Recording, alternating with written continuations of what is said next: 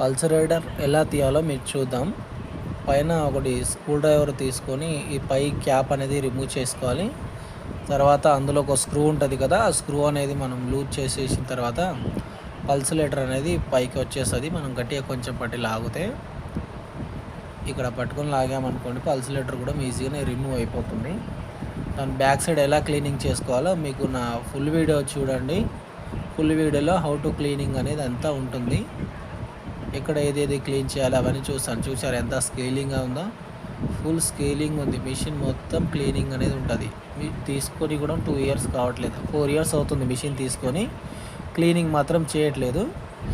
మీ ఇంట్లో కూడా ఇలాంటిది ఉంటే మాత్రం మీరు కూడా ఈ పల్సులేటర్ అనేది రిమూవ్ చేసుకొని క్లీనింగ్ అంతా చేసుకోవచ్చు. ఇలా చేతితో కడుక్కున్నా అయిపోతుంది.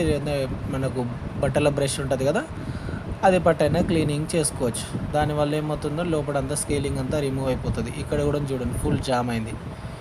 ఫుల్ వీడియో మన యూట్యూబ్ ఛానల్లో ఉంది. మీరు ఛానల్ని సబ్స్క్రైబ్ చేసుకొని లైక్ చేయండి, కొంచెం షేర్ చేయండి.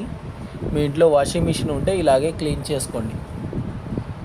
అవుట్లెట్ అంతా వాటర్ అంతా స్కేలింగ్ అంతా వెళ్ళిపోతుంది. చూశారు కదా. ఇంకా ఫుల్ వీడియో మనది యూట్యూబ్ ఛానల్లో కూడా ఉంది.